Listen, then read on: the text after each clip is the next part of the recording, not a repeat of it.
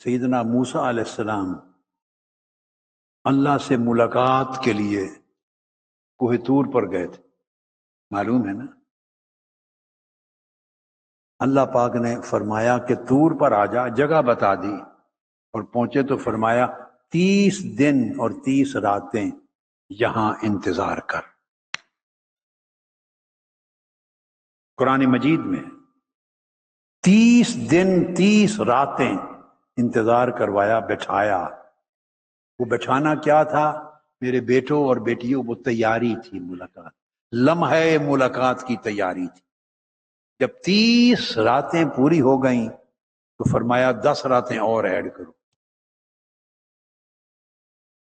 اس کا مطلب ابھی تیاری مکمل نہیں ہوگی، 10 راتیں اور ایڈ کرائیں تو 40 راتیں ہو۔ جب 40 راتیں ہوئیں اس کے بعد وہ لمحہ آیا، رب ارنی،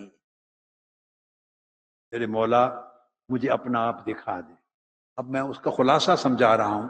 فرمایا ابھی دیدار کا وقت نہیں، اس کی صورت یہ ہے تجلی کرتا ہوں، اس کا عکس دیکھ لو، مگر ملاقات کرتا ہوں۔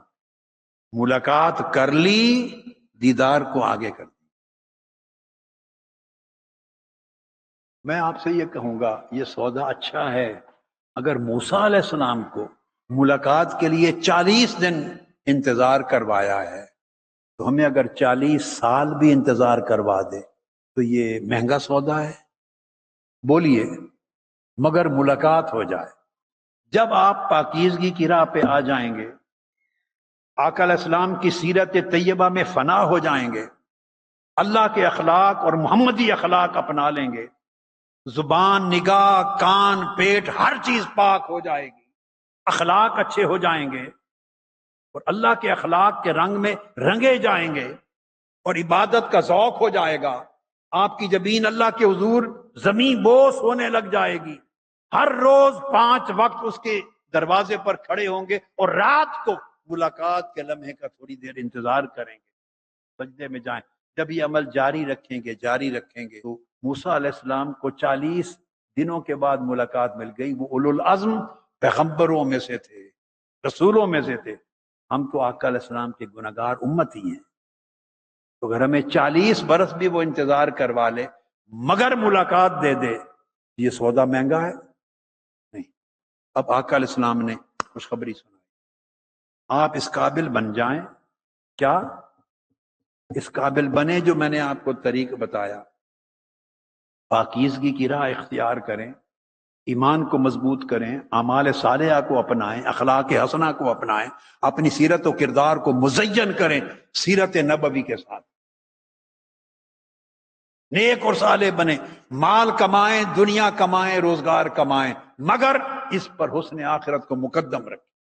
بس ترجیح یہ بنا لیں، پہلے آخرت بعد میں دنیا، یہ ترجیح بنا لیں تو آقا علیہ السلام نے فرمایا کہ جب وقت آئے گا موت کا تو ایسا شخص جو یہ سودا کر لیتا ہے اللہ سے، جس تجارت کی میں نے بات کی، جو اللہ سے یہ سودا کر لیتا ہے، اللہ پاک نے فرمایا قرآن مجید میں، کون ہے جو میرے ساتھ سودا کرے اور میرے ساتھ بیع و شراء یعنی تجارت کر لے، میں اس کی جان و مال خرید لوں، اس کا دل خرید لوں۔ اللہ پاک فرماتا۔ کبھی فرمایا کون ہے جو مجھے قرض حسنہ دے دے، اللہ فرماتا۔ کبھی فرمایا کون ہے جو مجھے اپنی جان دے دے، مال دے دے، اپنا دل بیچ دے مجھے۔ تو جب بندہ اللہ کو دل بیچ دیتا ہے اور زندگی اللہ کے احکام کے مطابق پاکیزہ گزارتا ہے اور ترجیح آخرت کی رکھتا ہے اور دنیا کی کمائی اور روزگار اور محنت میں کوئی کمی نہیں کرتا مگر بطریق حلال کماتا ہے، حلال طریق سے کماتا ہے، تو آقا علیہ السلام نے فرمایا جب اس کا وقت مرگ آتا ہے تو ملائکہ کا بہت بڑا جلوس آتا ہے، آپ کو نظر نہیں آتا، جلوس آتا ہے، اور جلوس میں تعظیم اور اکرام کے ساتھ اس شخص کی روح جس نے دل اللہ کو بیچ دیا تھا، اللہ سے سودا کر لیا تھا زندگی، اس کی روح نکال کے بڑی اکرام میں تعظیم کے ساتھ استقبال کرتے ہوئے لے کے جاتے ہیں۔ اور آپ نے آج تک یہ سنا ہوا تھا، اکثر آپ میں سے اکثر کو یہ خیال تھا کہ وہ سیدھی میت جاتی ہے قبر میں اور وہیں روح آتی ہے میت میں، ایسا نہیں۔ وہ لوگ جو اپنا دل اللہ کو بیچ دیتے ہیں اور اللہ کے ساتھ ایسی تجارت کر لیتے ہیں اور اللہ کے ساتھ اس سودا کو پختہ رکھتے ہیں، پھر اس سودے کی وفا کرتے ہیں اور آخر وقت تک وفا کو توڑتے نہیں، ایسے لوگ، ان کی روح کو ملائکہ سیدھا لے کے عرش پر جاتے ہیں۔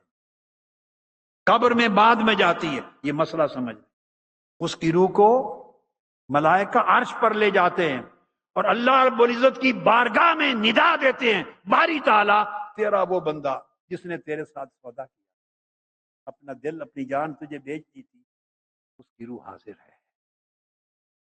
اللہ پاک فرماتے ہیں عرش پر اسے سجدہ کرنے کی اجازت ہے، اللہ کی بارگاہ میں روح وہاں سجدہ کرتی، عرش الہی پر سجدہ کرنے کے بعد حکم ہوتا ہے اب اسے لوٹا دو قبر میں، تو قبر میں بعد میں جاتی، پہلے اللہ سے ملاقات ہوتی ہے، عرش پر اللہ کے حضور سجدہ ریز ہوتی ہے روح، پھر قبر میں لٹائی جاتی ہے۔